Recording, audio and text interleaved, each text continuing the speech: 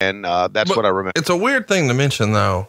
Yeah. You know, that we were all wearing clothes. I mean, isn't that sort of in case you're listening to this at home right now and watching WrestleMania X7, I want to be clear right now. Cassio and I are both wearing clothes.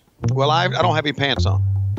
Can we see the hashtag low key big hawk? No, you cannot. Well, maybe we could if you were using Blue Chew. Come on, Tony. Pop one of those blue pills. Let's get that dick real hard right here on paper. Well, you know, sometimes that's the only way I can see it is by plopping by popping in a Blue Chew. Plopping one. Plopped one? Well, you know, you don't have to chew them, Cassio. You don't have to plop them. You just chew. Well, plop them in your mouth. And then chew them, and then boom, you've got a super hard dick because it's got the same active ingredients as both Viagra and Cialis, and you can take it anytime, day or night, even on an empty stomach or a full stomach, whatever you want. Whenever you're ready to get that dick real hard, you just throw a Blue Chew down your mouth. Man, you are on your way. I know you were real proud about it. You know, we were at Pop Pop's birthday party on Friday night, and about halfway through the party, you just went around just showing everybody your hashtag super hard dick. Tell them about it, Tony. I must have had a little bit too much to drink if I was doing that, but I do remember having a super hard dick that night. And I remember being happy that earlier in the day, the doorbell, what are you laughing about? The doorbell rang and there it was. It delivered right to my door in a very discreet pack. You said the doorbell rang and there it was. Like it was instant, like a Pavlovian moment. It did too. Oh, it must be my Blue Chew. Like you didn't even need it. It was like through osmosis or something. I thought they delivered the super hard dick, literally. Well, in effect, they do, Cassio. Right. In effect, they do deliver it right to your house. Well, I'll tell you this.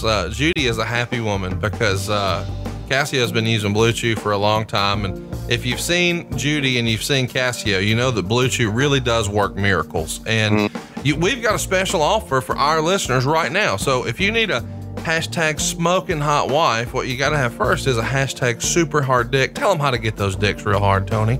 Go to bluechew.com. That's bluechew.com. Get your first order free.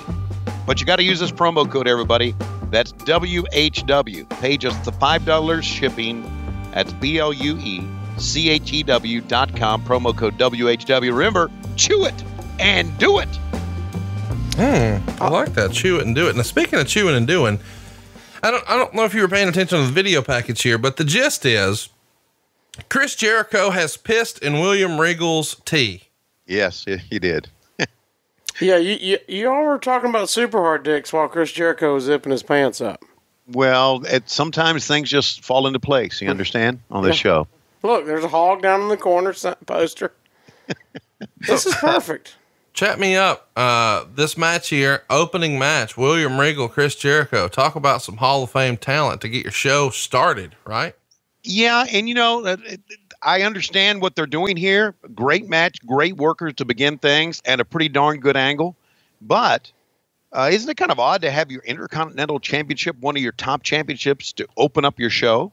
Well, I think, you know, you guys really set a precedent with Nitro where you wanted the first match to be fast paced and high flying and a lot of hot moves and big action. And you're going to see some of that fanciness here in this match, like that big spot where maybe could have caught him a little better there, but still. Yeah. What a remarkable thing that Jericho was able to accomplish here. I don't know that we've spent a ton of time talking about this, but here he's in the opening match at WrestleMania 17, and we just watched WrestleMania 18. Do you remember where he was on the card there? He was in the very last match. That's pretty awesome, man. I mean, it's very reminiscent of somebody else in the WWE right now. Becky Lynch going from the pre-show to now, you know, threatening to just take over the main event, whether the McMahons want it or not. Yeah. You know, you talked about, there's a one count. You talked about the fact that, we just saw the video. Being a friend of Regal's and having a lot of respect for him, I went back and watched a lot of the videos and a lot of the stuff that Steve Regal did, you know, in the WWE. And he was just absolutely hilarious. His reaction to drinking that piss was just spectacular. Let me just say, that's a sentence I never thought I'd hear Tony Schiavone say. Boy, okay. He really sold the piss out of the piss. Nobody can sell the piss out of piss like Regal. Okay, put it this way. You would think that if you would pick a cup up to your mouth thinking it was tea and it was piss, that you would go and blow it out. But he drank the thing and then did all those facial expressions that I just thought was priceless. That's what I was trying to say. I guess we should tell everybody one of the reasons that we've got Cassio on this week is because he doesn't have to take over our show anymore. Cassio, you're actually launching your own podcast soon, right? Yeah, as you guys stated in your last episode, I'm hoping to steal upwards of 30, 35 listeners from you guys. And by doing that, hopefully I'll interview you two as well. So, Tony's committed now. Yeah. You were angry last week, but I got you committed. Yeah. I'm committed. Lois has been committed. Can I just tell you different things? Sorry, man. I love that the lion salt right into the knees. One of my favorite spots. But we'll talk about a difference in shows. You were talking about how big of a match this is. In y'all's last pod, you had Hayes, and y'all were both talking about how slow that spot was. You had a Indiana State ref in there. The whole thing drug out. And then, like you said, this pops early. There's a belt on the line and 2 Hall of Famers going at it. And there's a crowd. Unlike what there was in the last one that we did. A very large crowd, too. I guess we should reference the show since someone's going to say it. You're talking about the Chi-Town Rumble, which in fact was in Illinois, not Indiana. But whatever. Okay. Those are details. Yeah. What do you think of, this is sort of old school. What do you think about removing the turnbuckle and using that in the opening match? Back in the day, that would have been a no-no, wouldn't it? Oh yeah. They would have said, do not do anything like that.